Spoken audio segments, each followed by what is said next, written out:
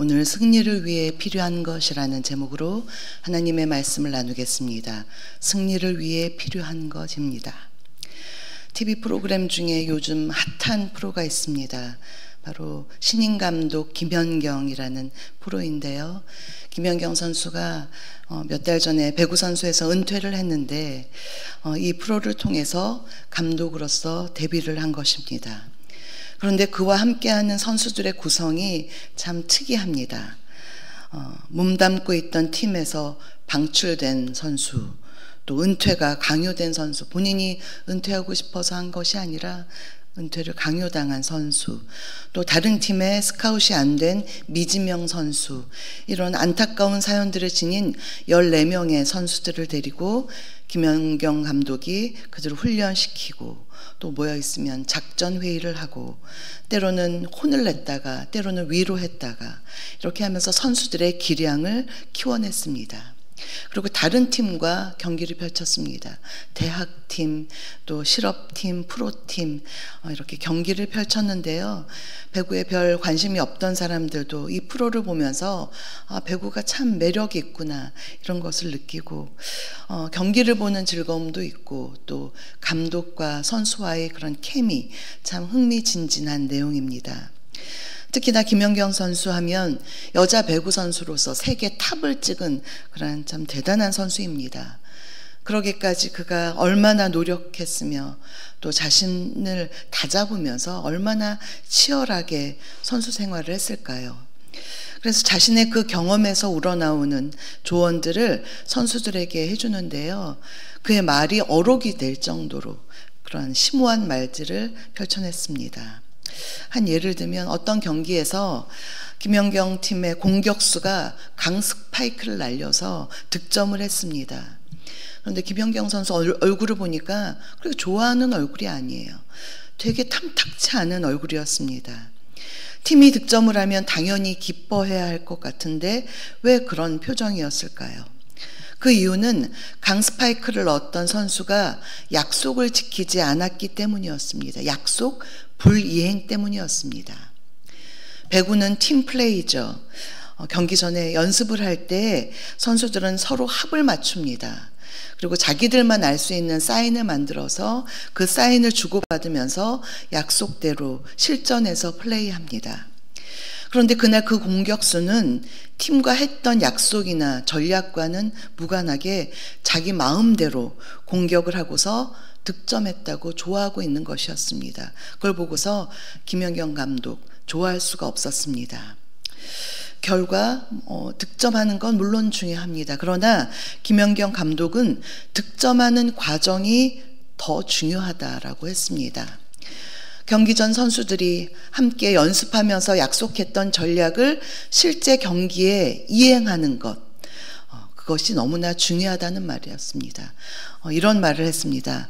약속 지키지 않고 내가 가르쳐주는 정답도 잊어버리고 맘대로 할 거면 그만둬라. 이렇게 말했습니다. 아주 정신이 번쩍 날 그런 말들입니다.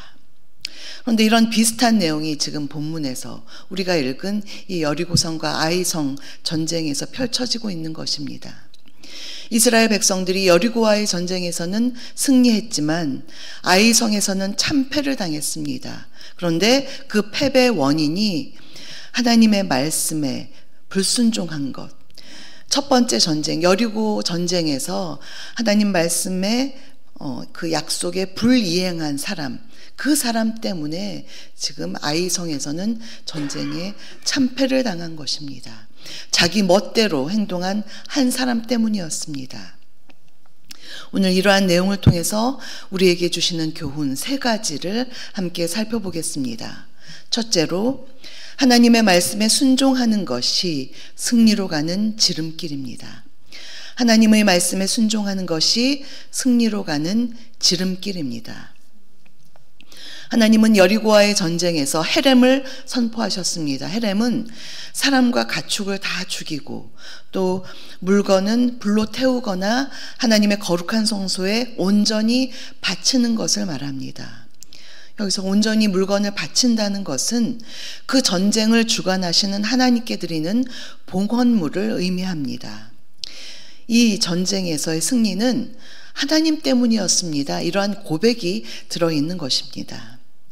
그런데 오늘 본문 1절을 보면 이스라엘 자손들이 온전히 바친 물건에 손을 댐으로써 범죄를 저지른 것입니다. 그런데 여기서 우리가 주목해야 하는 것은 유다 지파의 아간이라는 한 사람의 범죄가 지금 하나님은 이스라엘 전체에 대한 진노로 나타나고 있는 것입니다. 한 사람의 죄악이라고 해서 결코 무시해서는 안 되죠. 한 사람의 죄악은 전염이 될 수 있는 것입니다. 공동체를 오염시킬 수 있는 것입니다. 마치 곰팡이가 필 때 처음에는 조그맣게 피었다가 점점 어느새 보면 확 전체를 뒤엎는 것처럼 죄악, 그 하나쯤이야 하는 그 죄악이 굉장히 무서운 것이죠. 그 안일함, 죄에 대한 안일함은 공동체를 물들게 하는 것입니다. 죄악으로 가득 차게 하는 것입니다. 그러니 하나님께서 하지 말라, 하라 하는 그 약속을 이행하지 않은 것 때문에 지금 크게 진노하셨습니다. 여기서 아간의 죄는 헤렘에 대한 하나님의 말씀에 순종하지 않은 것도 있었고, 또한 마음에 탐욕을 품은 것이죠. 저거 갖고 싶다. 탐욕을 품으면서 하나님의 약속을 잊어버린 것도 있고, 또한 죄를 짓고서 이거 숨겨야지, 죄를 감춘 것입니다. 아무도 모르겠지 하는 그러한 감춘 죄. 하나님이 모든 것을 다 보시고 아시는데 하나님을 만홀히 여긴 죄. 그러니까 그의 죄는 한 가지만 있는 것이 아니었습니다. 여러 가지가 첩첩 겹쳐서 나타난 죄였습니다. 그러니 하나님께서 진노하신 것입니다. 우리가 삶의 전쟁터, 영적인 전쟁터에서 승리하려면 하나님의 말씀에 절대 순종하는 것이 가장 중요합니다. 순종은 말씀을 주신 분을 신뢰하는 것입니다. 그 말씀이 이해가 가지 않더라도 이 말씀을 순종하는 것 과연 옳을까 하는 생각이 들더라도 일단 순종하는 것입니다. 이것이 나에게 가장 좋을 것이라는 믿음입니다. 하나님을 믿기 때문에, 그 말씀을 주신 그 하나님을 믿기 때문에 말씀을 믿는 것입니다. 아까 김연경 감독이 내가 정답을 말해주잖아, 그대로 하라고, 이런 말을 했거든요. 하나님께서 우리에게 성경이라는 정답을 말씀해 주셨습니다. 성경을 정경, 캐논, 잣대, 좋은 기준이라고 우리에게 주셨습니다. 이 성경이 정말 나의 삶의 기준이구나, 정경이구나. 그것을 믿음으로 우리가 이 말씀을 온전히 믿을 때에 우리의 삶의 전쟁터에서 승리할 수 있는 것입니다. 그래서 늘 하나님의 말씀을 믿고 순종으로 나아가시는 저와 여러분 되시기를 주님의 이름으로 축복합니다. 두 번째로, 교만한 마음은 패배를 가져옵니다. 교만한 마음은 패배를 가져옵니다. 여리고와의 전쟁에서 크게 승리한 이스라엘은 어느새 마음에 교만이 싹 텄습니다. 가나안의 두 번째 성인 아이성과의 전쟁을 앞두고 여호수아가 정탐꾼을 보냈을 때 3절을 보시면 그들이 정탐하고서 보고하는 내용이 나오는데요. 아이성을 아주 만만하게 봤습니다. 보고하기를 여호수아에게 이렇게 말합니다. 한 2-3천 명 군사면 되겠습니다. 이렇게 말합니다. 아주 만만하게 본 것이죠. 당시 아이성의 인구는 12,000명이었다고 합니다. 그래서 3,000명의 군사만 하더라도 거기 군대에 4배에 달하는 인구가 있는 것입니다. 그런 규모의 도시를 보고 아주 만만하게 보고한 이런 정탐꾼의 자세, 우리가 정말 참 안타깝게 봐야 할 내용입니다. 그런데 그들이 결정적으로 놓치고 있는 것은 전쟁을 주관하시는 하나님께 물었다는 얘기가 없습니다. 하나님께 여쭤보거나 하나님의 음성을 듣거나 그러한 내용들이 이 아이성과의 전투 앞뒤에는 전혀 없습니다. 그래서 자기들의 힘만을 믿고 자기들 마음대로 펼치고 있는 것입니다. 그러니 전쟁을 했을 때 아이성 전쟁에서 36명이 죽임을 당하고 이스라엘 백성들이 도망치는 참패를 당하게 된 것입니다. 잠언 16장 18절에서 교만은 패망의 선봉이요 거만한 마음은 넘어짐의 앞잡이라고 했습니다. 하나님 앞에서의 겸손은 그분을 늘 의지하는 것입니다. 나의 힘을 믿지 않고 하나님의 능력을 믿는 것입니다. 그것이 승리할 수 있는 길입니다. 세 번째로 죄악을 버리고 거룩을 추구해야 합니다. 죄악을 버리고 거룩을 추구해야 합니다. 아이성에서 패배한 후 여호수아는 여호와의 궤 앞에서 엎드려서 슬픔 속에서 울면서 하나님께 탄원했습니다. 그런데 그 모습을 보시고 하나님은 그를 위로하지 않습니다. 너 왜 그렇게 엎드려 있느냐라고 오히려 말씀하셨습니다. 그러면서 패배의 원인을 말씀해 주시는데요. 우리 11절 다시 한번 읽겠습니다. 11절입니다. 이스라엘이 범죄하여 내가 그들에게 명령한 나의 언약을 어겼으며 또한 그들이 온전히 바친 물건을 가져가고 도둑질하며 속이고 그것을 그들의 물건들 가운데 두었느니라. 이스라엘이 범죄했기 때문에 온전히 바쳐진 물건, 봉헌물입니다. 하나님의 봉헌물에 손을 댔기 때문에 그 죄에 대한 보응을 받은 것이다. 그러니 이렇게 울고 있지 마라 말씀하시는 것입니다. 죄는 하나님과 우리 사이를 멀어지게 합니다. 그러니 다시 하나님과의 관계를 회복하려면 어떻게 해야 할까요? 스스로 거룩하게 하라. 지금 13절에서 하나님께서 말씀하셨습니다.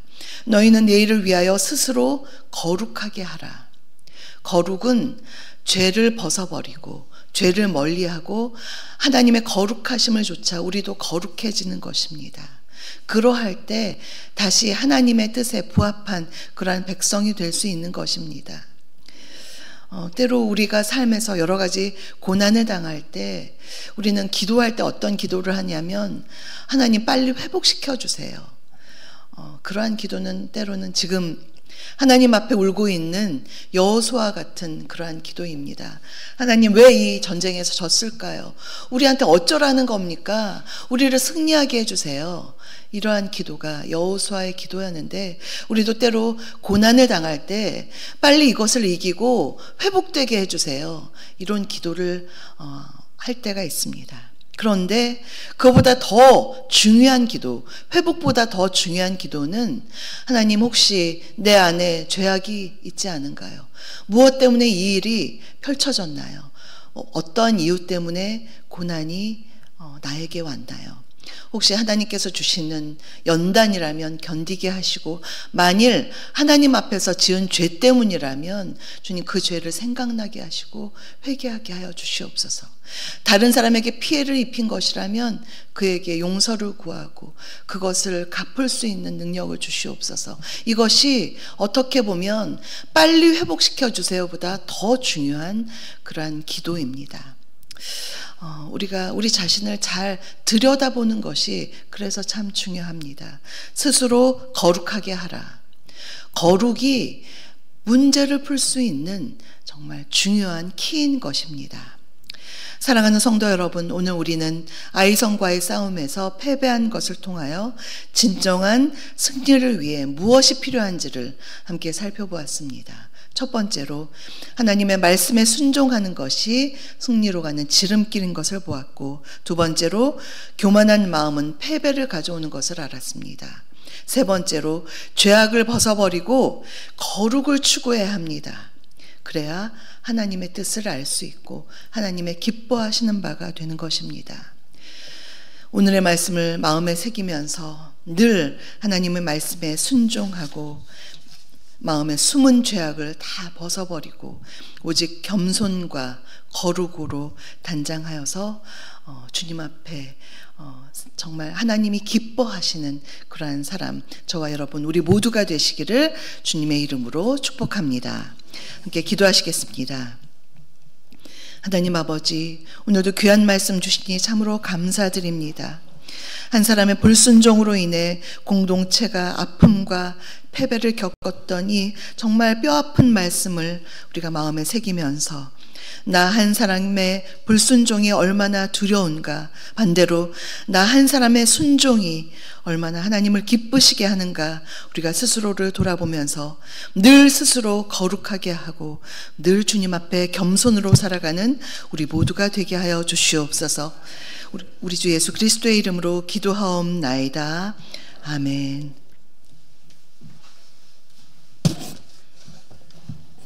우리 주신 말씀 생각하면서 우리 찬송 331장입니다. 331장 찬송을 주 앞에 올려드리겠습니다.